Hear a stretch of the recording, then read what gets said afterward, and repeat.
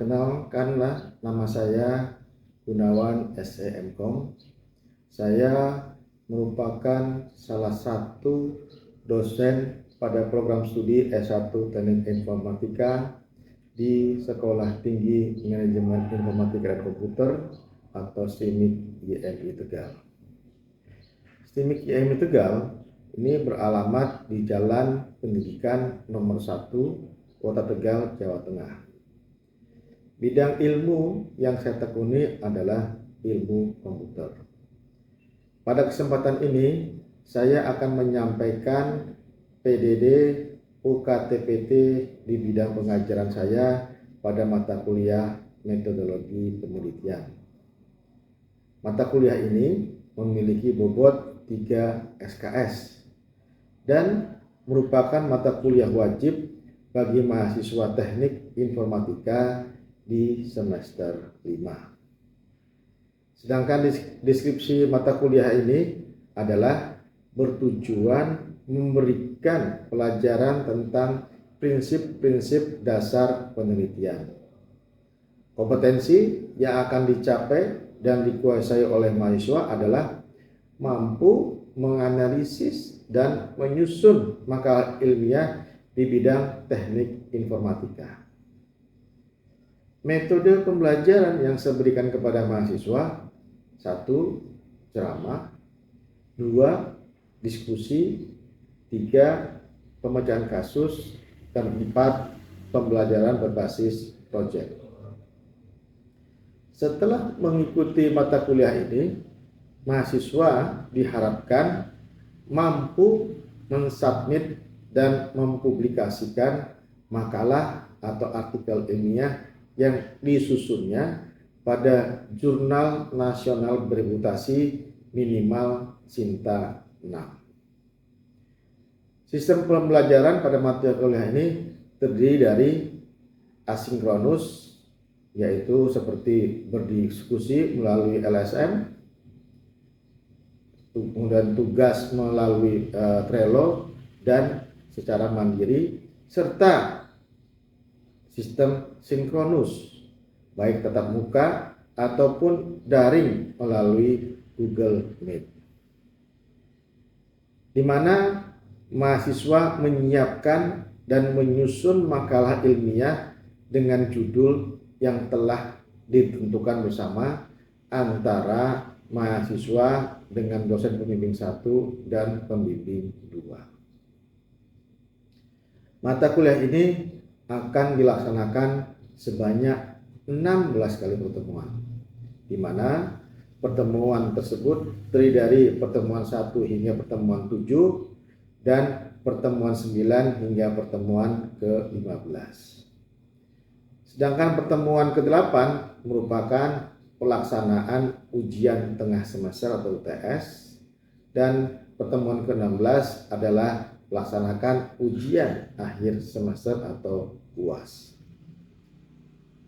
Kalau kita lihat CPMK dari mata kuliah ini adalah mampu menganalisis secara mandiri atas permasalahan penelitian yang tepat dengan menerapkan pemikiran logis, kritis, sistematis, dan inovatif, dan menerapkan nilai humaniora yang sesuai dengan bidang teknologi informasi secara umum dan konsep teoritis bagian khusus dalam bidang pengetahuan tersebut secara mendalam, serta mampu memformulasikan penyelesaian masalah secara prosedural dengan menginternalisasi nilai, norma, dan etika akademik.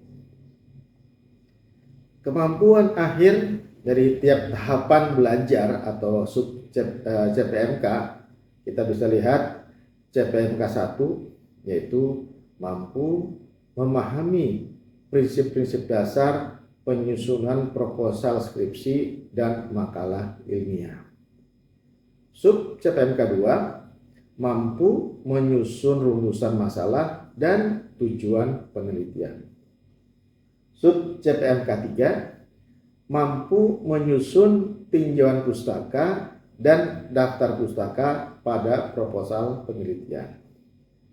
Sub CPMK 4 mampu menyusun dokumen rencana pengumpulan data dengan benar. Sub CMK 5 mampu menyusun dokumen rencana analisis data yang benar.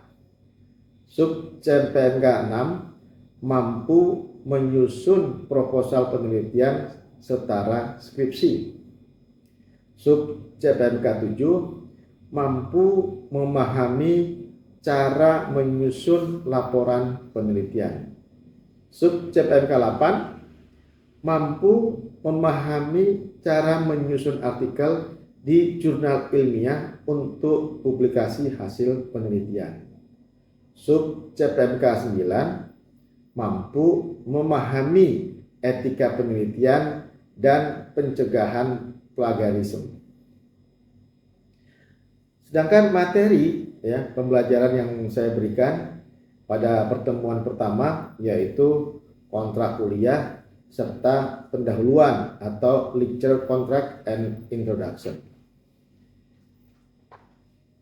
Pada pertemuan kedua yaitu jenis dan ragam penelitian atau type and variety of research. Pertemuan ketiga yaitu rancangan penelitian atau research design. Pertemuan keempat pendahuluan dan latar belakang penelitian atau introduction and background. Bismillahirrahmanirrahim. Assalamualaikum warahmatullahi wabarakatuh. Waalaikumsalam warahmatullahi wabarakatuh. Ya, jumpa lagi dengan saya pada mata kuliah metodologi penelitian.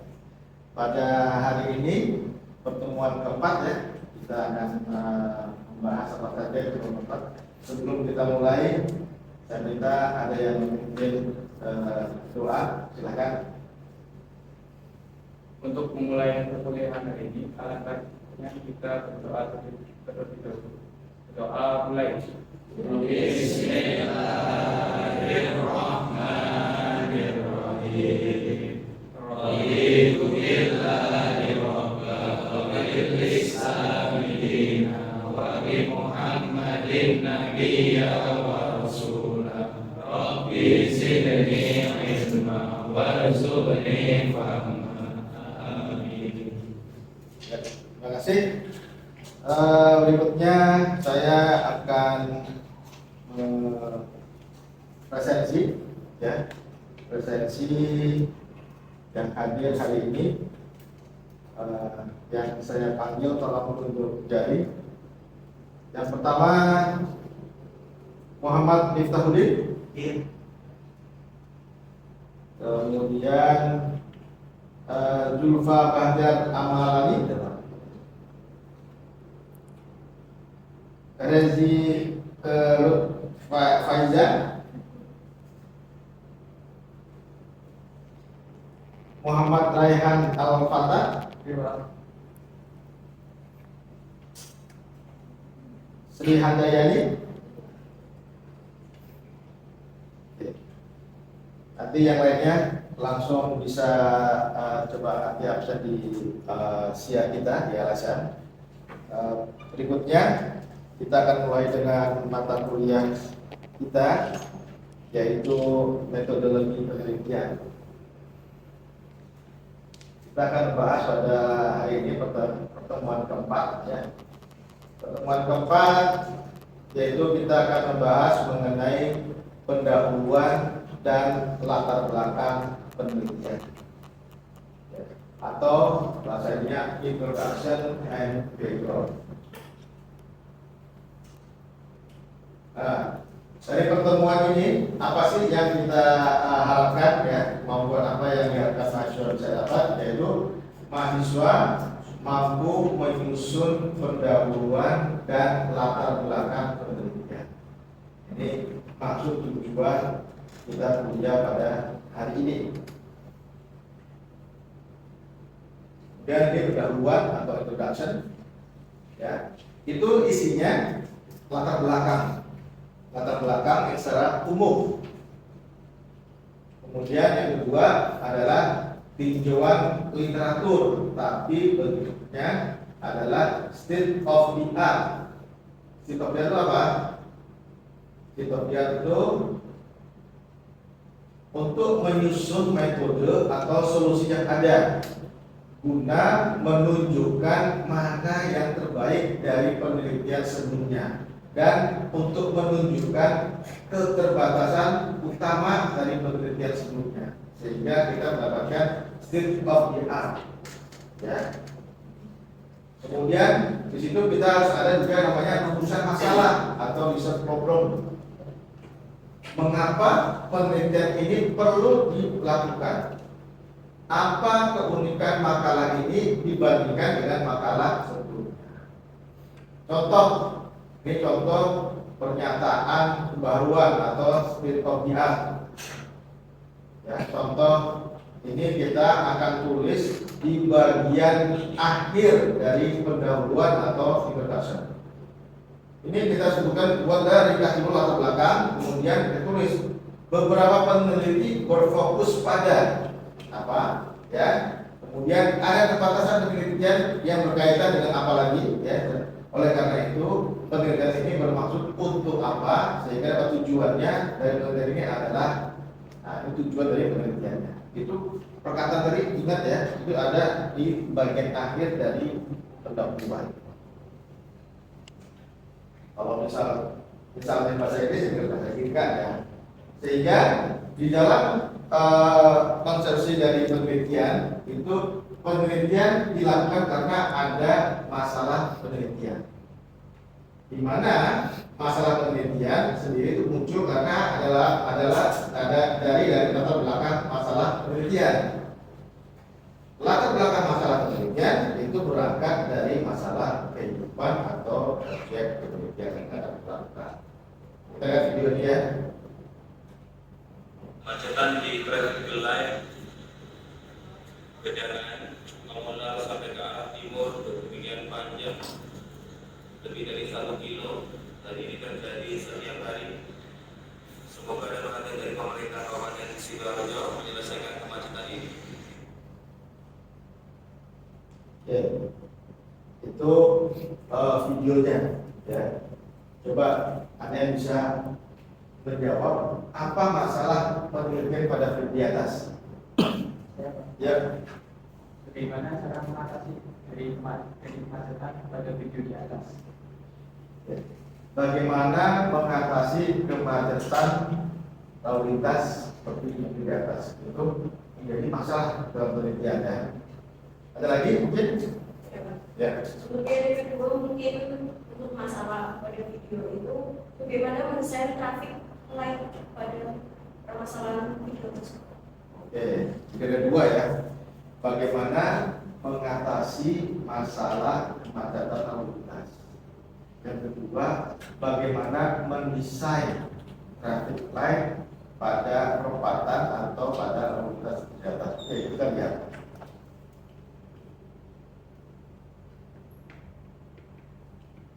Apa masalah penelitian pada video di atas? Yang pertama adalah bagaimana mengatasi kemacetan lalu lintas. Yang kedua, bagaimana mendesain traffic light ya pada lalu lintas di atas. Nah, rupanya ini bukan menjadi masalah penelitian untuk kita lakukan. Ini bukan masalahnya. Ya, nanti kita akan memberi contoh yang lain ya. Ya kira-kira apa sih masalah suatu penelitian itu? Ya, contoh ini alur dari latar belakang suatu masalah. Ya, melihat alurnya. Bagaimana? Ya, kemacetan lalu lintas di kota besar semakin meningkat. Ini kita lihat. Ya, sebagai yang pertama di para pertama. Kemudian penyebab kemacetan lalu lintas adalah traffic light di persimpangan jalan. Traffic yang ada statis atau waktu tetap sehingga tidak dapat menyelesaikan kondisi kepadatan kendaraan yang berbagai waktu. Tapi kan harus desain ya. Ya. Ini disebutkan traffic light harus didesain dinamis sesuai perubahan berbagai parameter. Ini mungkin menjadi latar belakangnya. Ya. Selanjutnya, ya, selain itu adalah latar belakang secara umum, kita akan mencari dengan latar belakangnya dengan ilmu kita, komputer. Metode untuk menentukan waktu yang tepat secara dinamis dapat menggunakan AHP, ANP maupun Fuji Oji. Ya. Sedangkan AHP memiliki kelebihan A, namun mempunyai kelemahan B. ANP memiliki kelebihan C, namun mempunyai kelemahan D. Nah, sedangkan ada Fuji Logic memiliki kelebihan bisa mengatasi masalah AHP, ya, masalah B pada HP dan masalah D pada ANP, namun memiliki kelemahan E. Nah, ini yang disebut dengan masalah penelitian.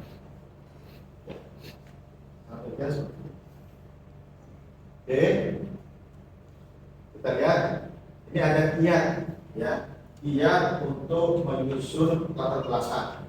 Saya akan memakai pola Om KK masa solusi. Oh, itu apa? Objek penelitian. M-nya metode yang ada. Jadi AHP, ANP metode yang ada. K kelebihan dan kelemahan metode yang ada. Masa adalah masalah pada metode yang dipilih. Kemudian solusi untuk perbaikan metode. Dan itu adalah tujuan dari penelitian tersebut. Ini ingat Om masa solusi. Om KK masa solusi. Contoh latar belakang, ya. Contoh ini. Kita mempunyai latar belakang harus menjawab semua pertanyaan mengapa dari judul. Kalau tadi kita lihat dari permasalahan, tapi kita lihat sekarang latar belakang dari judul. Contoh judulnya penerapan particle swap optimization untuk pemilihan parameter pada SPF untuk prediksi produksi padi. Sehingga di sini kita harus bisa menjawab pertanyaan pada judul, ya. Mengapa padi? Karena jika ada padi, ya. Kemudian kita menjawab lagi adalah mengapa prediksi. Yang berikutnya adalah mengapa SPM. Jadi dari judul kita harus bisa menjawab dengan pertanyaan why atau pertanyaan mengapa. Sehingga ini menjadi di latar belakang, ya. Kemudian di sini adalah mengapa particle swap optimization. Contoh lagi, ya. Penyusun latar belakang itu tidak boleh menggunakan kata peneliti atau penulis. Kita harus membuat dalam kata pasif. Contohnya, peneliti akan mencoba memecahkan masalah tersebut dengan metode A. Ini salah. Kita gunakan dengan bahasa yang lain, yaitu pada penelitian ini metode A akan diterapkan, ya, untuk memecahkan masalah tersebut, ya. Di latar belakang jangan menggunakan usahakan menggunakan kalimat aktif atau ada kata-kata penulis atau penulis. Latar belakang yang tadi kita sebutkan objek penelitian. Contoh yang lain, jadi contoh latar belakang. Padi adalah komoditas yang penting di Indonesia karena tingkat produksinya tinggi. Ini kita cari datanya dari mana, ya? Datanya dari mana? Ya, itu disebutkan kita dapat dari report dari FAO tahun 2021. Ini untuk menjawab mengapa padi, ya. Kemudian produksi padi diprediksi dengan akurat karena hasil prediksi akurat sangat penting untuk membuat kebijakan nasional. Kita cari literaturnya ini tuh menjawab dari mengapa prediksi. Ya, kemudian di sini ada metode, ya. metode, ya, metodenya.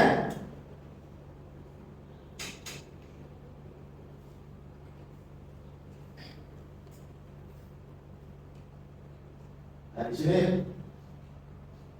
metode prediksi derajat waktu seperti SPM, ya, ini sampai bilang, ya, neural network sampai bilang, dan gray model, ya, kita cari literaturnya, diusulkan banyak peneliti untuk prediksi produksi padi. Ya. Ini metode-metode yang ada, ya, kita harus sampaikan di sini. Metode di dalam prediksi yang menggunakan derajat waktu atau time series. Kemudian selanjutnya adalah